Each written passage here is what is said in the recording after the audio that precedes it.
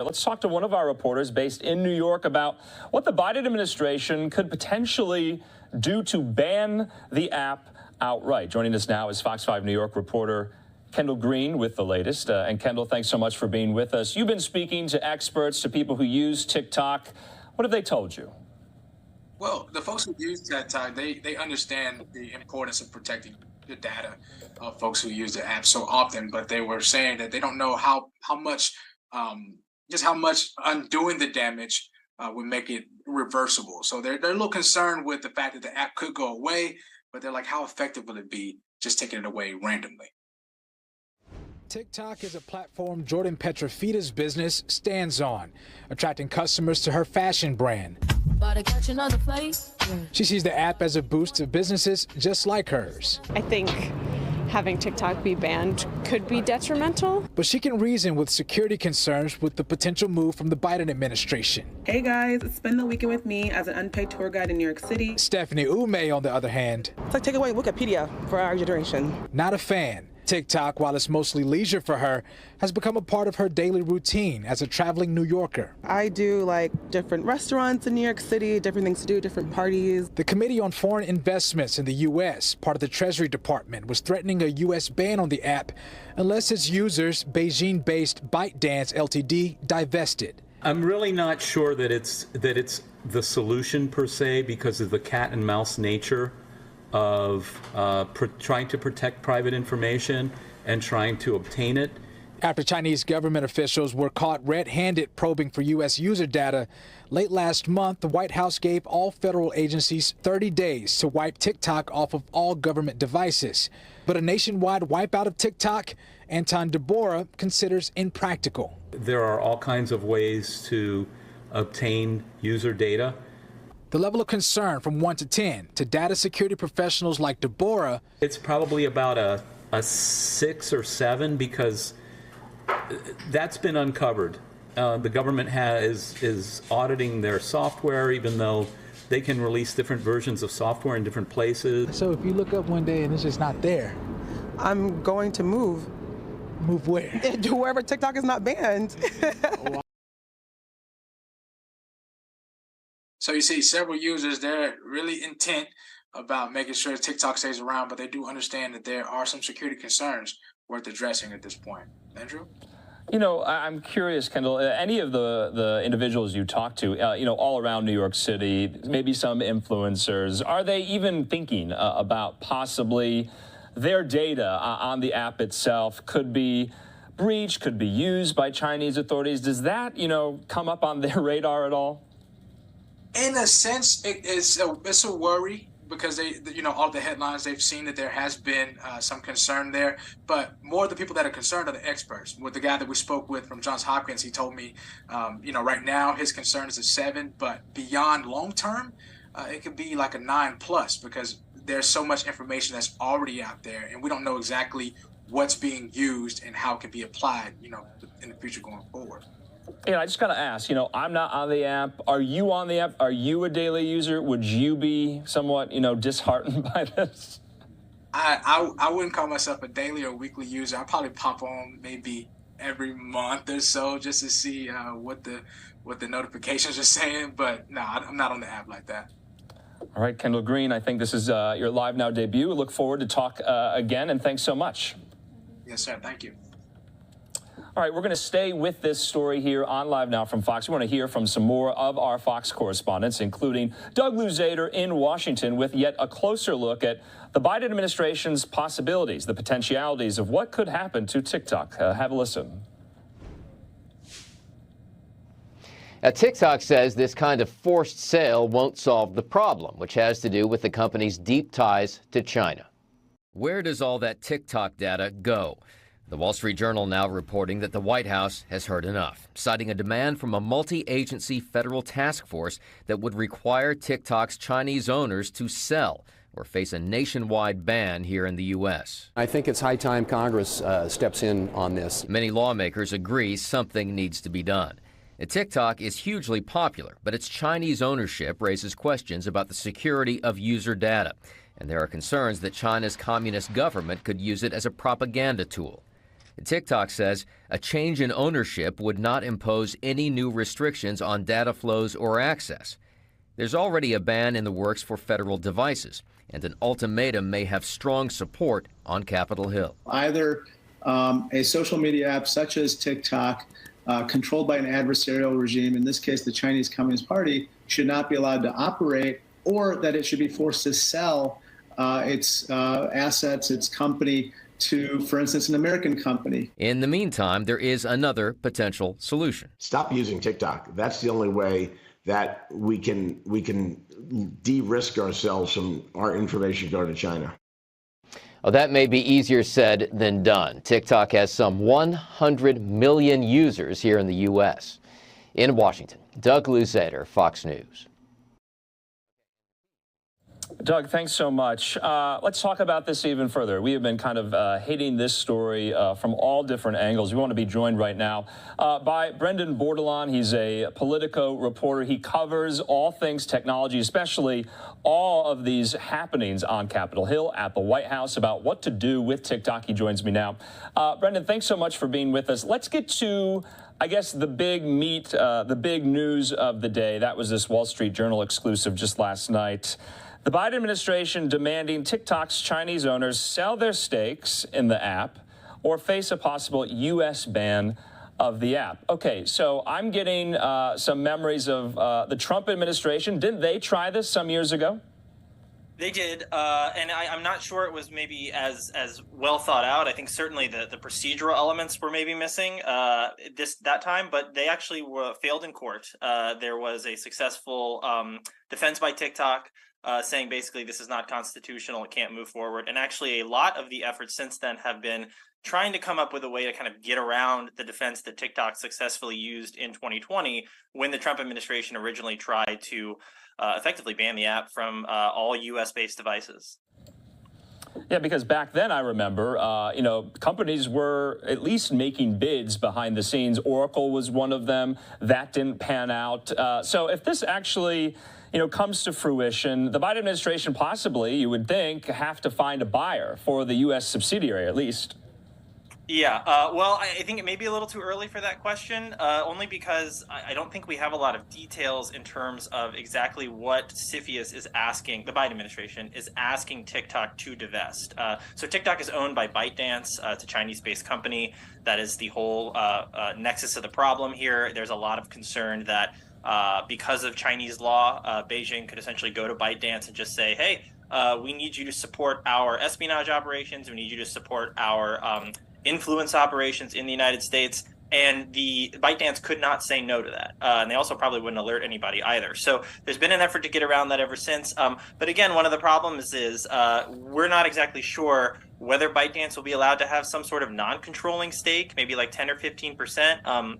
What happens to all the employees based in China that are involved in the algorithm? So that's the first question. But if it turns out that there needs to be sort of a wholesale purchase of TikTok by some other company, TikTok's an extremely valuable platform. There's not a lot of companies in the US or even around the world that have the money to make that purchase. And beyond that, there's antitrust concerns. I think folks would be worried about a company like Google that owns YouTube taking on TikTok.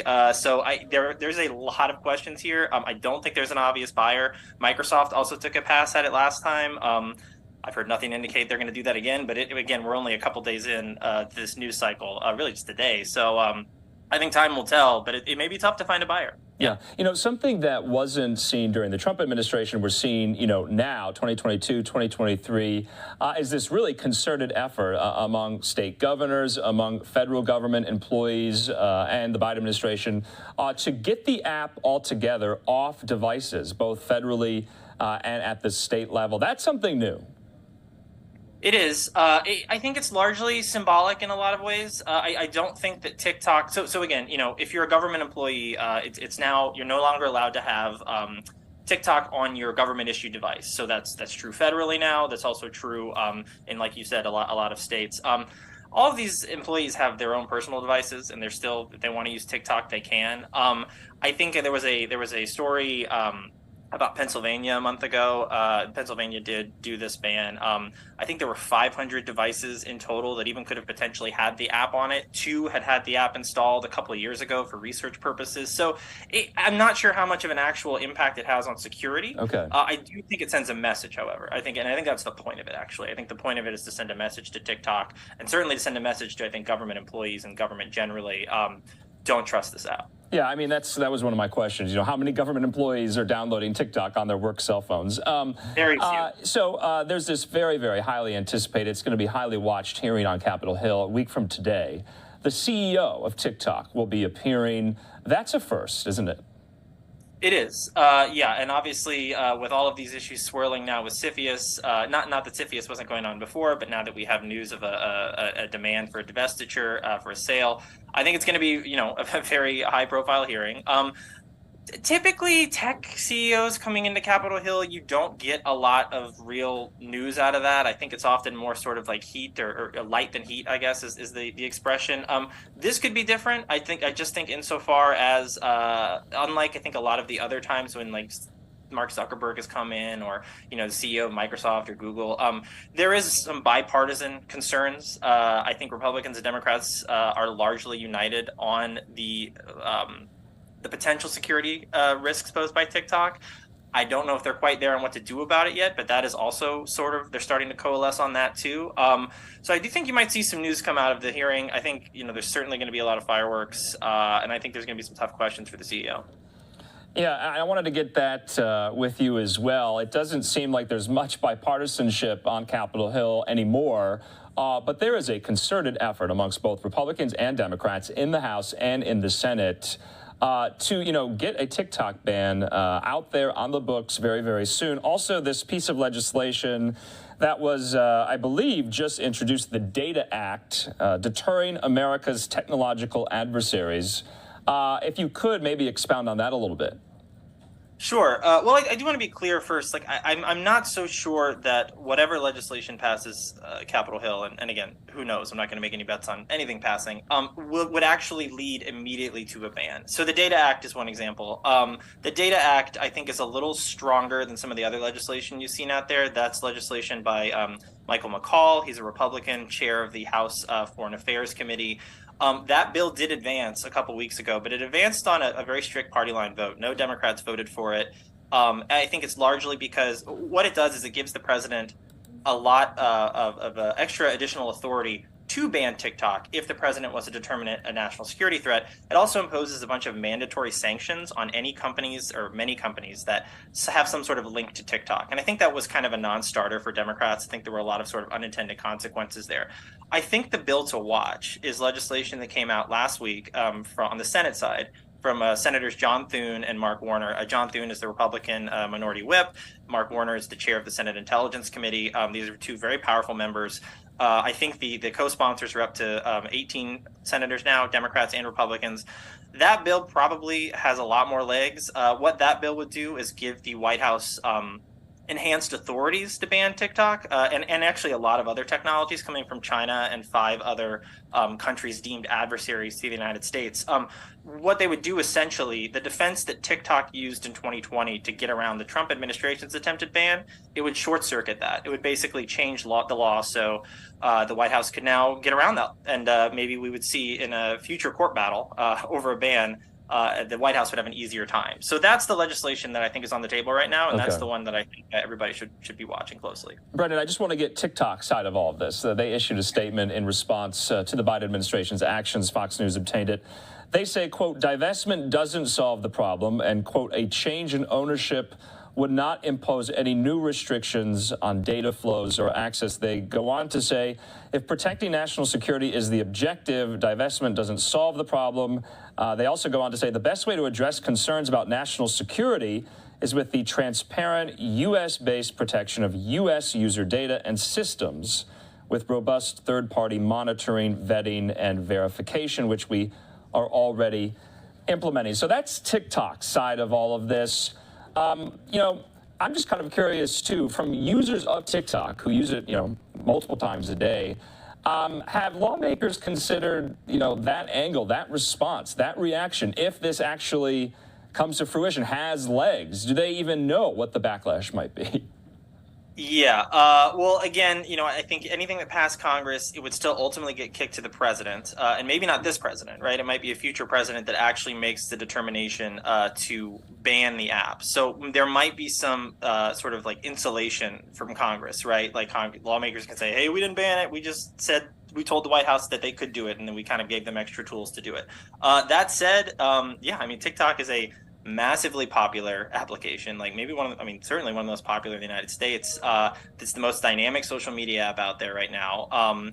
To the extent that folks on Capitol Hill are concerned about market concentration in the tech sector, and they are, this is the primary competitor against Meta, against Google's YouTube, big companies that people have been worried about the market share of. So I think the extent to which that, makes it even easier for these big tech giants to gobble up more of the market, that's going to be a concern. And also, to your point, fundamentally, people are going to miss their app. I think, young people especially. And I think that's, to be candid, more of a risk for Democrats. I think Democrats got bailed out in the 2022 midterms because young voters showed up.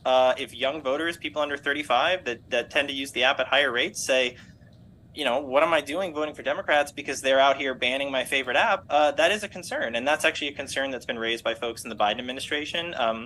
Commerce Secretary Gina Raimondo said as much a few weeks ago. So very much a concern, but it's actually not stopping folks. I think lawmakers are still concerned about the national security risks, and they may cross the political bridge when they come to it. Yeah, that's something I haven't seen the link made yet, the lawmakers' rhetoric about the national security concerns to your everyday user of TikTok. We were just speaking to one of our reporters in New York. He interviewed several people on the streets. They're not thinking about the data or the privacy concerns of their using their app TikTok. So I think there's somewhat of a disconnect there.